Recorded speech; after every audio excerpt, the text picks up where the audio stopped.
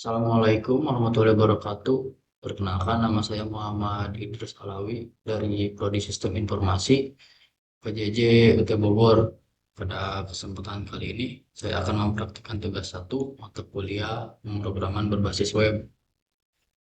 Pada tugas satu kali ini, setiap mahasiswa diminta untuk membuat sebuah aplikasi web sederhana untuk pemesanan bahan ajar di universitas terbuka. Di sini membuat 4 halaman website, 5 login, kemudian dashboard, kemudian tracking pengiriman, dan juga bahan ajar atau stok. Sebelumnya saya sudah membuat website tersebut.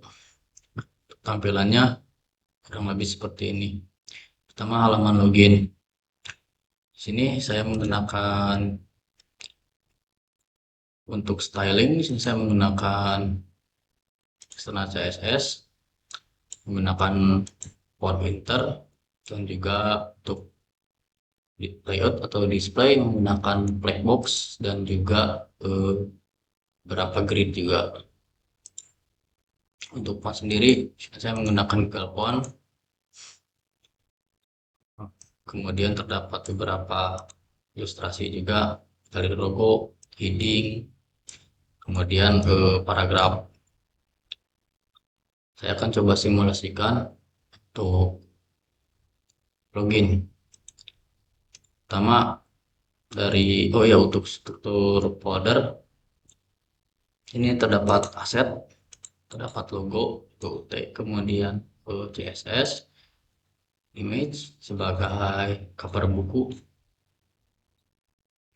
kemudian JS untuk JS sendiri. Di sini saya pisah sebagai tugas masing-masing. Yang pertama dari script JS sebagai state atau untuk manipulasi DOM. Kemudian out.js sebagai autentikasi seperti login, logout, dan juga untuk menampilkan info user. Saya akan coba untuk login terlebih dahulu menggunakan data pengguna yang sebelumnya diberikan oleh tutor. Saya akan coba menggunakan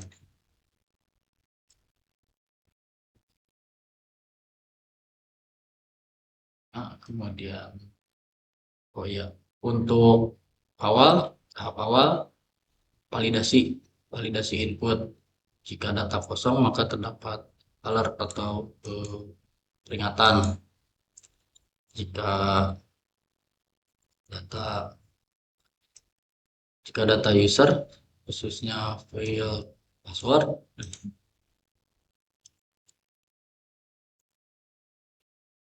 jika tidak valid atau tidak sesuai, maka terdapat alert juga email atau password salah.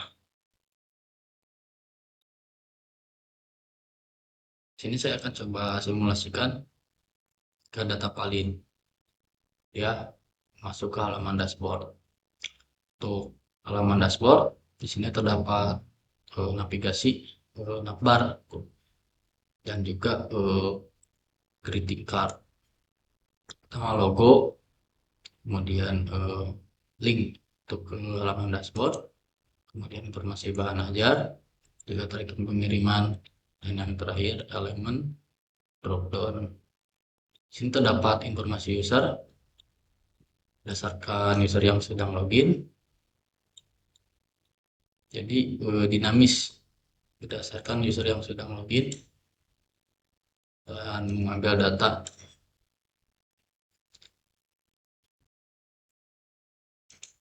Untuk fungsi logout sendiri di sini berfungsi.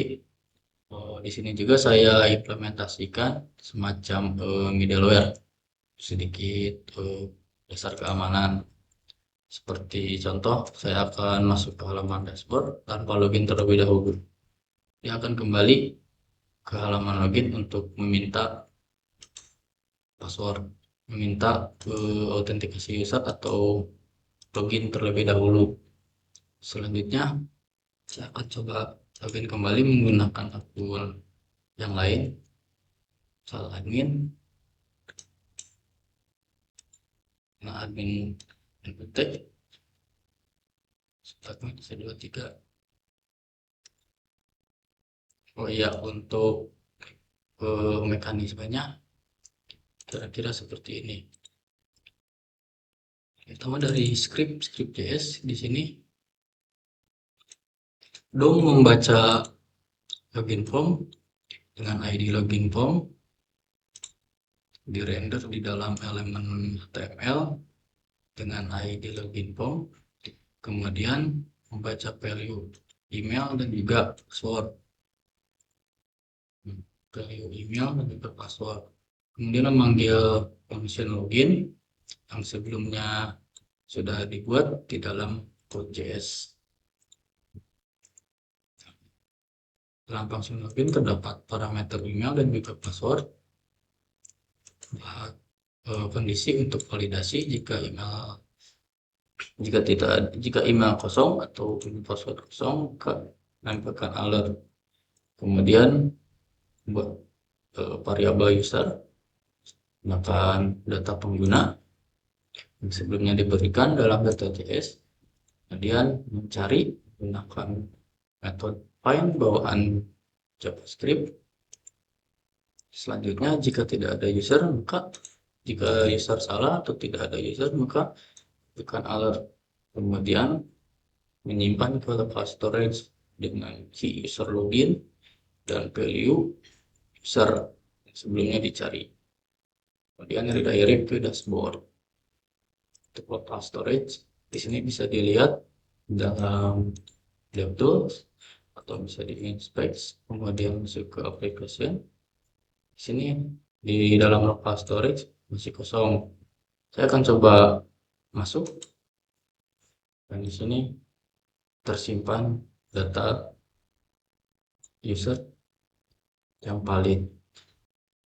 Oh iya, tujuannya sebagai informasi user untuk greeting card, kemudian menu drop down juga. Oke, untuk autentikasi kurang lebih seperti itu mekanismenya.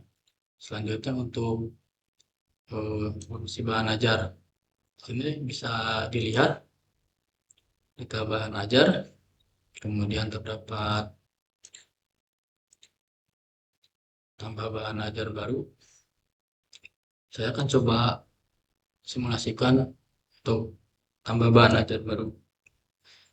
Oke, bahan ajar saya akan coba mengambil data dari BA Digital UT dengan contoh menggunakan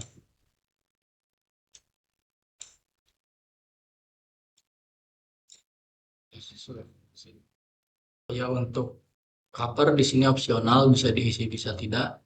Saya akan coba isi terlebih dahulu menggunakan URL dari cover buku yang ada di sini. Bisa diklik kanan, kemudian open image, dan tinggal disalin URL-nya. Kemudian tempel di sini, klik simpan, dan di sini terdapat bahan ajar baru, yaitu pemrograman berbasis web yang sebelumnya di input. Saya akan coba tambah satu lagi, gunakan pemrograman berbasis desktop. Untuk cover saya akan coba dibiarkan kosong terlebih dahulu, dan di sini terlihat bahan ajar baru dengan gambar berupa placeholder bukan berbasis web, kemudian kode, dan kode lokasi, jenis barang, edisi, dan stok yang sebelumnya di info. Untuk mekanismenya sendiri kurang lebih sama, pertama dari script.js. Di sini sebagai step untuk manipulasi DOM, render bahan ajar, kemudian show detail juga, lihat detail, kemudian tambah bahan ajar baru. Terus selanjutnya ke tracking pengiriman. Sini terdapat ilustrasi untuk halaman pengiriman, kemudian input dan juga tombol untuk lacak. Saya akan coba simulasikan dengan cari tracking pengiriman yang sebelumnya sudah diberikan. Gunakan nomor DO atas nama Rina Wulandari. Oke, dan di sini sudah terlihat dapat dapat dua data pengiriman. Pertama atas nama Rina Wulandari dan juga Agus Pranoto dengan nomor DO yang sama.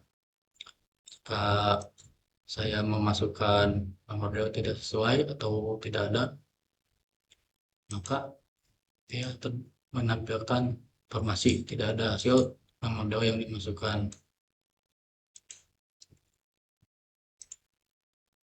Mekanisme pencarian tracking.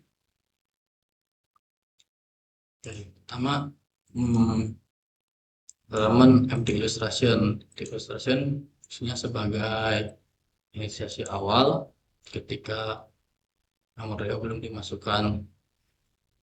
Selanjutnya, render juga data tracking list dan gunakan manipulasi DOM dari script.js. Di sini tracking untuk tracking variabel tracking dengan ID tracking list, juga input di answer dan juga empty illustration. Untuk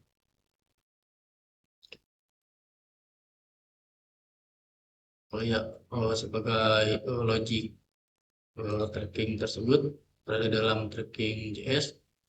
Di sini get tracking untuk mencari tracking keyword.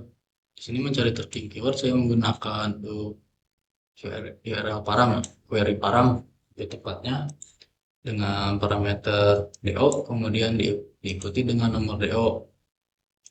Selanjutnya pada tracking list, jika parameter kosong, kemudian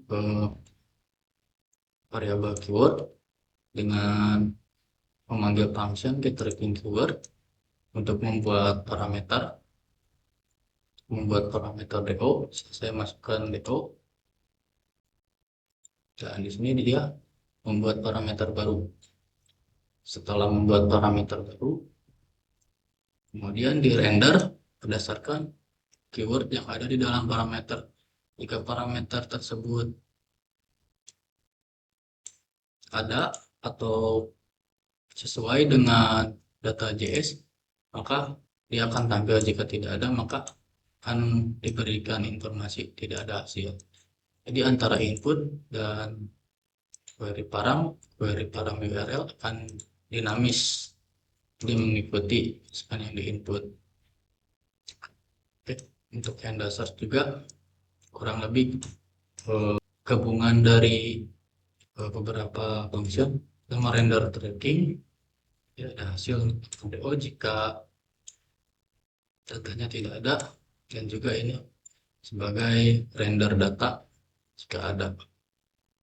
Dan kemudian di sini saya memanggil function set tracking juga di sini untuk membaca keyword dari param, kemudian dibinding dengan data tracking yang ada di dalam data.js.